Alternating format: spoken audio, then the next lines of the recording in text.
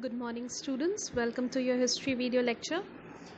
In the last lecture, we studied about how economic resources and status in ancient India society was influenced by birth to some extent. Birth meaning the Varna system that particular person was born in, or the gender of that person.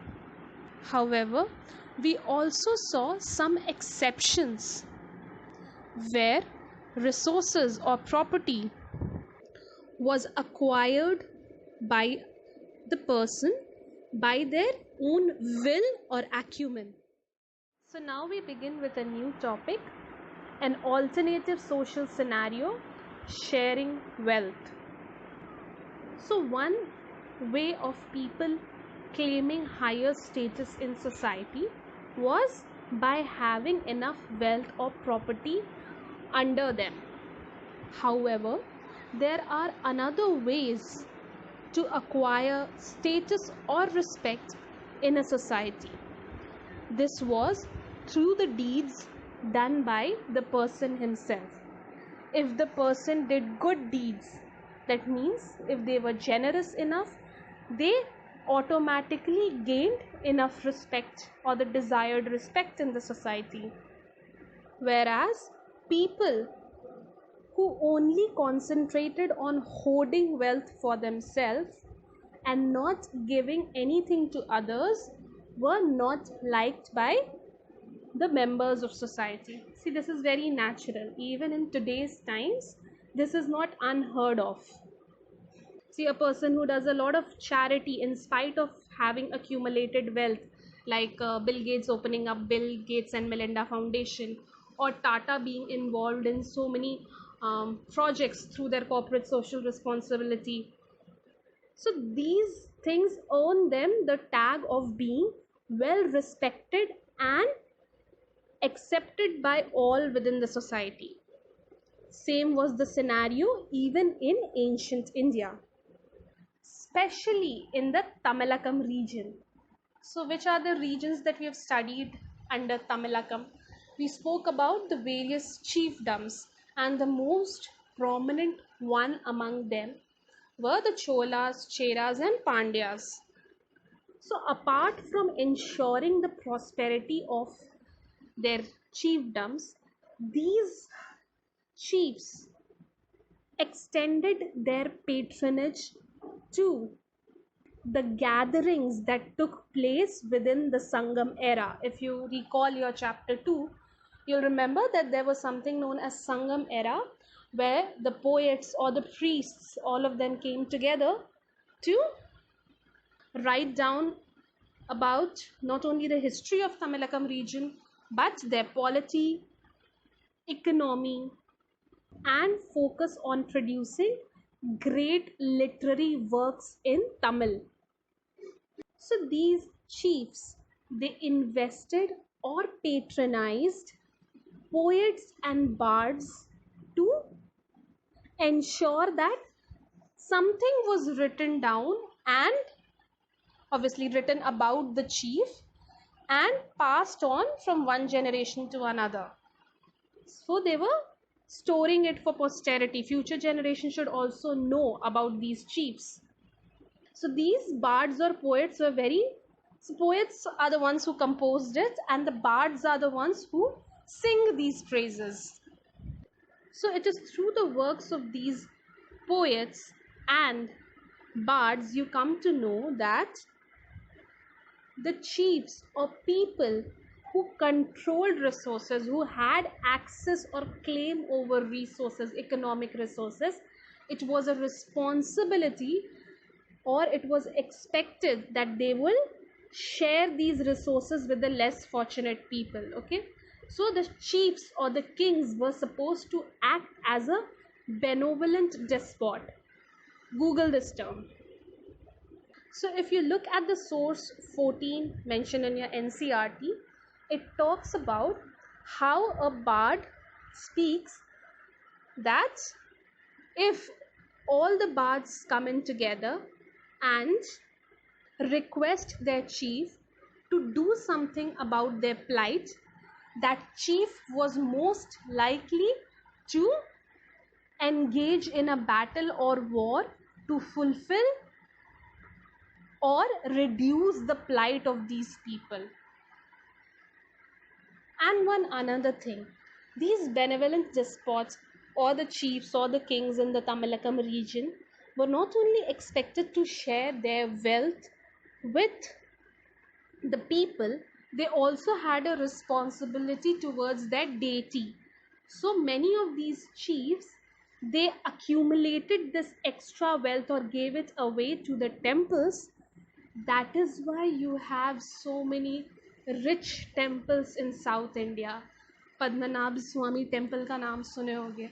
So all these temples have gold given to them by chiefs almost thousands of years ago. Okay, now we move on to the next topic, explaining social differences, a social contract. Okay, so till now, if we were supposed to answer the question that why does inequality exist or arise in a society, we have studied about it from Brahmanical point of view. And what did the Brahmins say? They spoke about that the inequality exists because of the Varna system which is divinely ordained and cannot be messed with. However, this was not the only explanation given in ancient India. Many schools of thought might have given different explanations for inequality existing in society, but we'll be focusing on the most prominent one, that is, what does the Buddhist tradition believe or say about inequality existing in society? So what the Buddhists have come up with is a form of social contract theory. Now, social contract theory is something we have studied in 11th standard, and if you recall it, we mentioned how the social contract theorists such as Hobbes, Locke or Rousseau, they came up with this idea, especially Hobbes, you can say he was the forerunner in this. So he came up with this idea where people or the members of society, they themselves gave up their rights and decision making power to the sovereign. That is, they created a social contract among themselves to create a sovereign or a ruler who would rule on their behalf. So this idea was propagated by 16th century English political thinker. Just imagine, this entire theory already existed in Indian tradition almost 1000, you can say 1700 or 1800 years back. That is why we say the Indian tradition of intellectual thinking is so high. The level that was achieved in ancient India is so high that the world is just following it. Okay, there is one quote of Shashi Tharoor, if I'm not wrong. He said, "India is not a underdeveloped civilization, but it is a advanced civilization in a stage of decay." So anyway, back to the topic. So how did Buddhists talk about the social contract theory? What did they perceive it to be? So it is, this social contract is mentioned in the Sutta Pitaka. Okay, it is one of the three famous Pitakas that we'll be doing in the later chapter. So there is a myth mentioned here. So how does the myth talk or go about? So it suggests that living beings, whether it was humans or plants or whatever, they existed in an idyllic state.